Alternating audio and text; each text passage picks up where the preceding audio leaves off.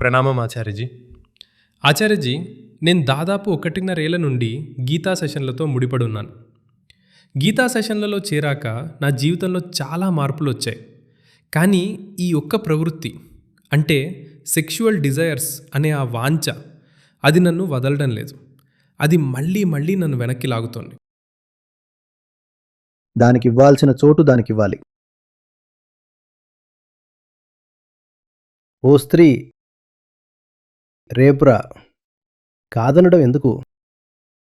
వద్దనడానికి ఏమీ లేదు. కాదనడానికి అదేమీ పాపం కూడా కాదు.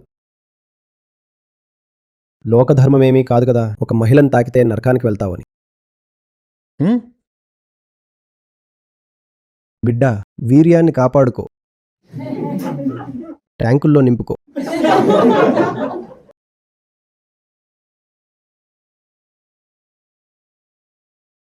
అస్సలు అర్థం కావట్లేదు. ధర్మో రక్షతి రక్షితః.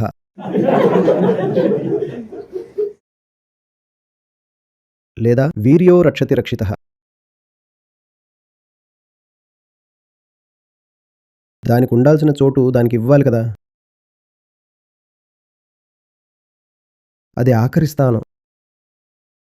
పని చెయ్యి. జీవితంలో ఎన్నో పనులున్నాయి. నీ పనులన్నీ అయిపోతే అప్పుడు ఆ పనిలో పడు.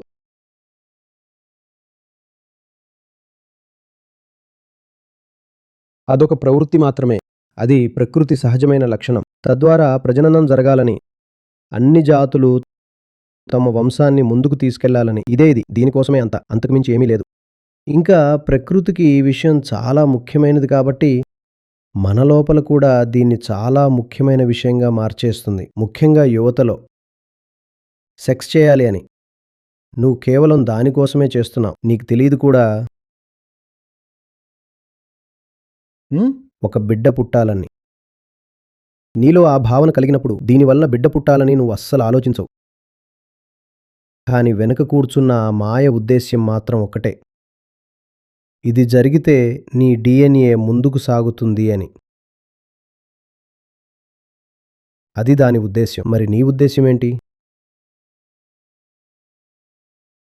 నీ ఉద్దేశ్యం ఏంటి? నీ ఉద్దేశాలు నువ్వు చూసుకో. నీ దగ్గర ఎంత సమయం ఉంది, ఎంత శక్తి ఉంది, మరియు నువ్వు ఎన్ని పనులు చేయాలో, మరి ఆ పనుల్లో ఈ పనికి ఎంత చోటు ఉంది?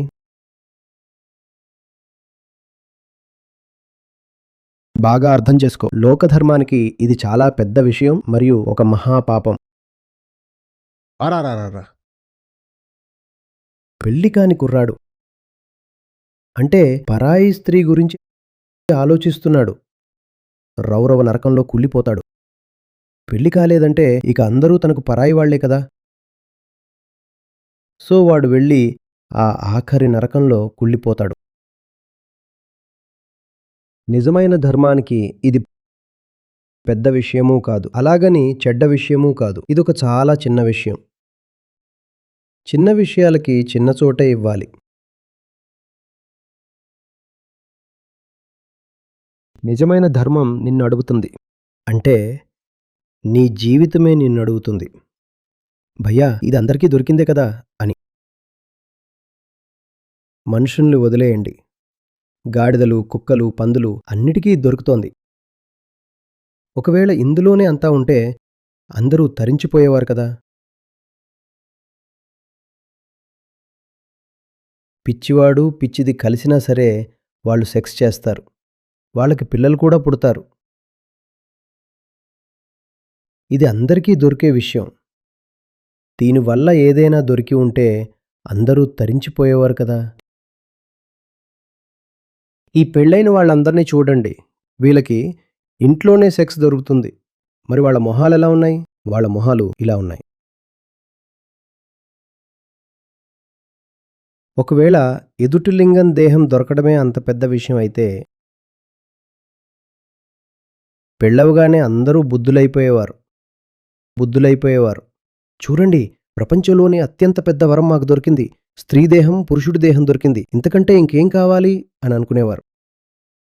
కానీ ఇది అందరికీ దొరికింది. అందరూ గృహస్థులే. అందరికీ పెళ్ళయింది. అందరికీ దొరికింది. మరి వాళ్ళ మొహాలు ఎలా ఉన్నాయి?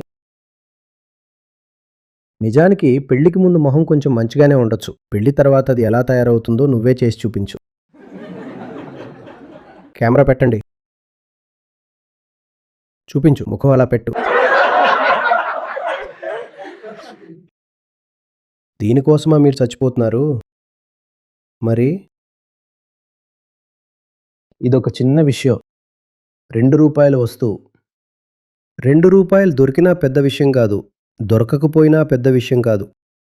అదేమీ మహాపాపం కాదు. మహాపాపం అని ఏదైనా పెద్ద విషయానికి చెప్తారు. ఇది పెద్ద విషయమే కాదు. ఇదొక అల్పమైన విషయం. ఎంత అల్పమైన విషయం అంటే దీనికోసం కేటాయించడానికి మన దగ్గర సమయం కూడా లేదు. ఒకవేళ ఎప్పుడైనా సమయం దొరికినా పర్లేదు. సమస్య ఎప్పుడొస్తుందంటే ఈ చిన్న విషయాన్ని చాలా పెద్ద విషయంగా మార్చినప్పుడు. దాన్ని 2 రకాలుగా చేస్తారు.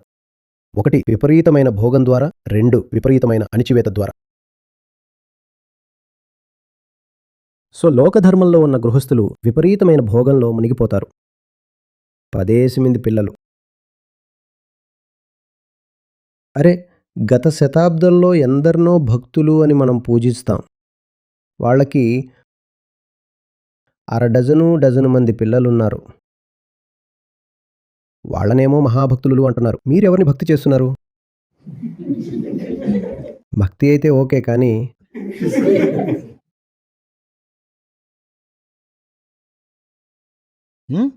సో అయితే విపరీతమైన భోగం లేదంటే విపరీతమైన అణిచివేత. అణిచివేత కోసం మళ్ళీ ఎవడు కావాలి? బ్రహ్మచర్యం పాటించు, కట్టు, గట్టిగా కట్టుకో అని చెప్పే బాబాలు.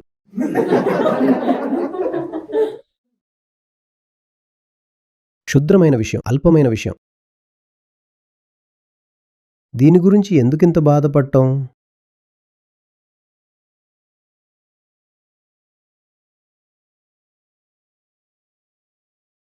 ఎవరైతే ఈ విషయాన్ని ఇంత పెద్దదిగా చేస్తున్నారో దాన్ని బట్టి అర్థమయ్యేది ఒకటే: వాళ్ళ జీవితంలో సరైన పని ఏమీ లేదు. నువ్వు చెప్తున్నావు కదా, నేనేం చేసినా ఆ వాంఛ నా వెనుక పడుతోంది అని. ఆ వాంఛ నీ వెనుక ఎంత వేగంగా పడుతుందో నువ్వు రాముడు వెనుక అంతకంటే రెట్టింపు వేగంతో పరిగెత్తు. రాముడు అంటేనే సరైన పని. మరి ఆ తర్వాత కూడా జీవితంలో ఏదైనా సరైన వ్యక్తి దొరికితే, వారితో శారీరక బంధం ఏర్పడితే అది పాపం ఏమీ కాదు. అవును, పాపం ఎప్పుడు అంటే దాన్నే జీవిత కేంద్రంగా మార్చుకుని అదే సర్వస్వం అని అనుకున్నప్పుడు. నువ్వు వచ్చావు, వెలుగు వచ్చింది, పండగ వచ్చింది అనుకుంటూ చాటుకుంటూ జీవితం మొత్తం గలీజైపోతుంది. మళ్ళీ మనల్ని మనం ప్రేమికులం అని చెప్పుకుంటాం. మొహబ్బత్ అట. ఏం మొహబ్బత్ అది? ఏం చేస్తున్నారు? ఆచార్యజీ, ఇందులో ఒకటి జరిగింది. నేను మీ book body, intimacy and sex చదివాను. అది చదివాక ఆ యాక్ట్ ఏదైతే ఉందో అది బుర్రలోకి అంతగా రావట్లేదు, మైండ్లోకి వెళ్తోంది.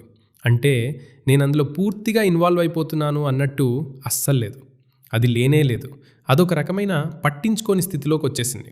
దానికోసం ఇంకో మనిషి కూడా కావాలి కదా. అది ఎలా సాధ్యం? సాధారణంగా ఇండియాలో కుర్రాళ్ళు నాకు సెక్షువల్ ప్రాబ్లం ఉంది అన్నప్పుడు దానర్థం వాళ్ళు సెక్స్ చేస్తున్నారని కాదు. దానర్థం వాళ్ళు కూర్చుని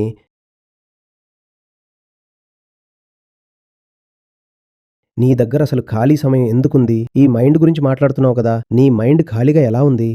ఆలోచనకు కూడా సమయం పడుతుంది. ఆ సమయం నీకెక్కడి నుంచి దొరికింది? సరే, ఇక్కడ కూర్చున్నావు. ఇప్పుడు కూడా గత 2 గంటలుగా నువ్వు ఇదే చేస్తున్నావా? నిజం చెప్పు. చేయట్లేదు కదా. మరి ఇప్పుడెందుకు చేయలేదు? ఇక్కడ ఏదో మంచి విషయం ఉంది కాబట్టి. అదే కదా విషయం. ఈ ర్యాపిడీ, ఈ గొడవ, ఆ మల మూత్రాల గొడవ ఏదైతే ఉందో నేనేమీ దాన్ని నిందించట్లేదు. ఇందులో నువ్వు పాపంలో కుళ్ళిపోతావు అని మేమేమీ అనట్లేదు. కానీ అది చాలా సాదాసీదా జంతువుల స్థాయి విషయం. చూడట్లేదా?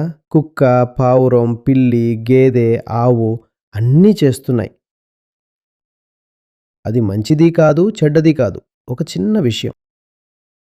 మరి ఆ చిన్న విషయం కంటే మంచిది నీ జీవితంలో నీకు ఏమీ దొరకట్లేదా?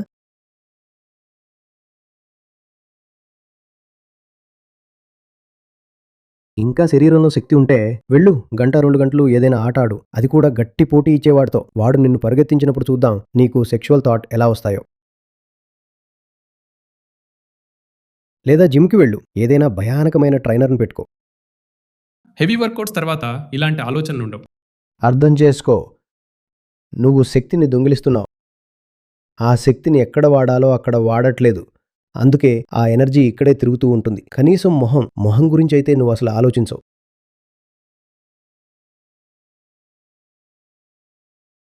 అలసిపోవాలి, బాగా అలసిపోవాలి. జీవితం అలసిపోవడానికే ఉంది. లేకపోతే ఏం చేస్తావు? ఆ శక్తిని మూటగట్టుకుని చనిపోతావా? మనం నిన్న చెప్పుకున్నాం కదా, 2 వైపులా వెలుగుతున్న కొవ్వొత్తి కావాలి అని. వెలగనివ్వు, దాన్ని దాచుకోకు. Thank you sir.